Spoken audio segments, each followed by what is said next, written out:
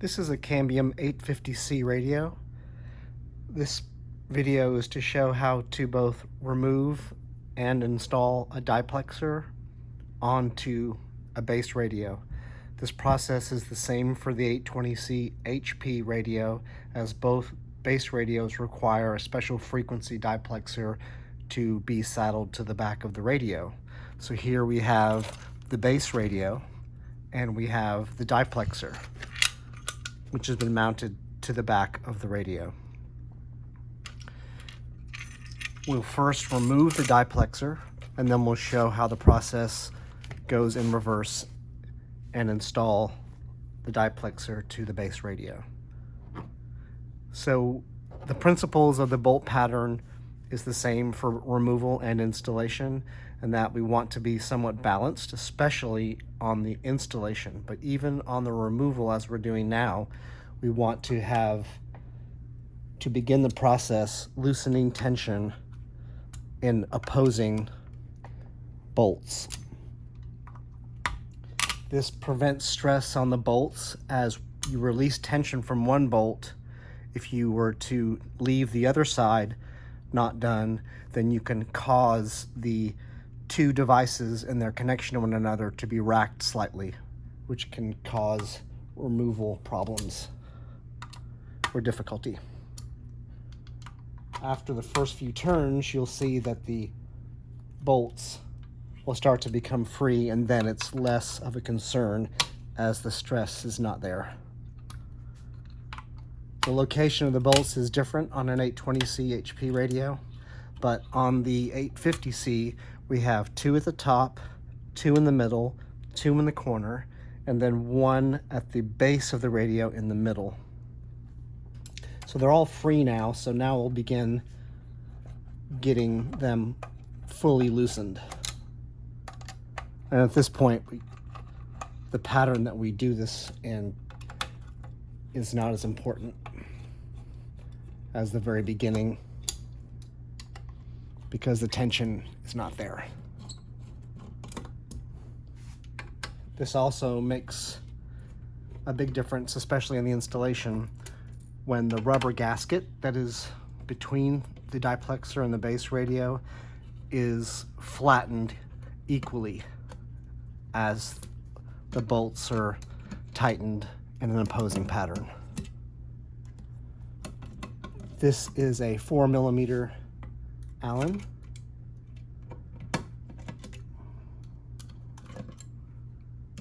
Okay, so they feel like they're free now. So we're going to flip the radio and see if the diplexer is in fact loose, which it is. So we see we have the base radio and we have the diplexer. The diplexer controls what the frequency is, as all base radios for the 850C and the 820C HP are the same. So if you have a base radio, which we have right here, and we want to install the diplexer on that radio, it's best to put the diplexer on the base radio or saddle it on top of. And that's because this gasket that it goes all the way around can be removed, and it is very loose. So we want to make sure, as you have the base radio ready to apply the diplexer, that we are nicely nestled in the groove, the channel groove that goes around the base radio, which it is at this moment in time.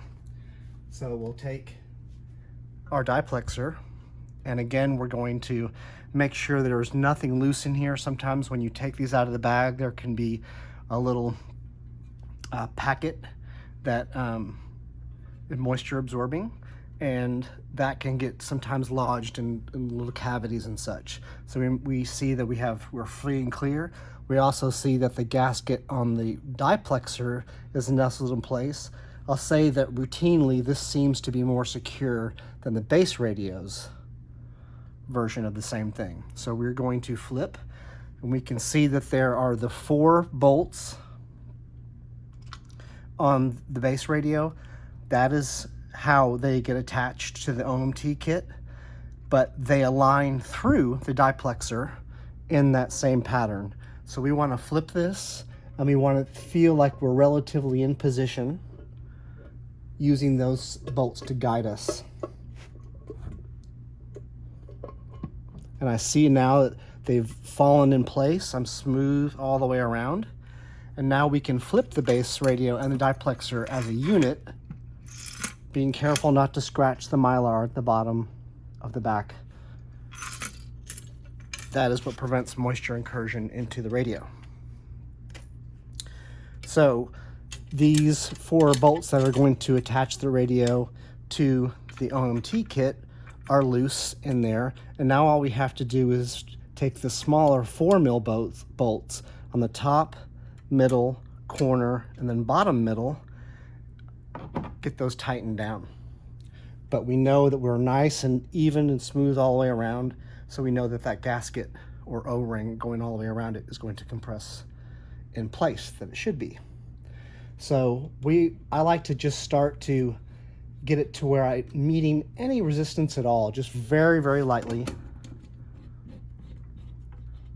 So not enough pressure to do any racking of the radio to the diplexer.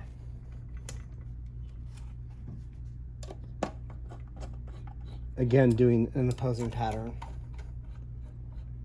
And all it is just very lightly snugged down. I'm taking all the slack out of the bolt threads. Now I'll begin doing like half turn turns. Again, opposing. They won't all end up with the same exact number of rotations in the end, but this is just to have an even distribution as we start to tighten it down.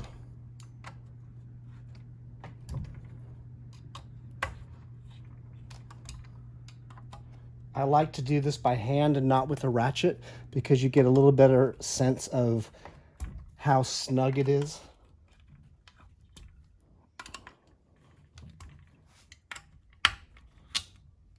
Okay, it's starting to get tight.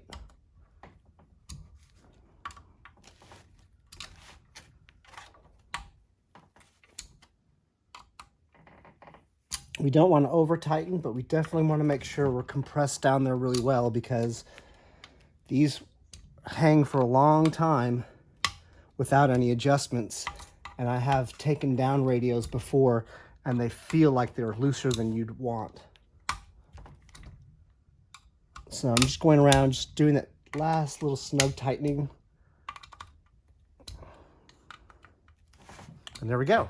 We have a base radio with its diplexer in place, ready to be installed on the OMT kit and dish.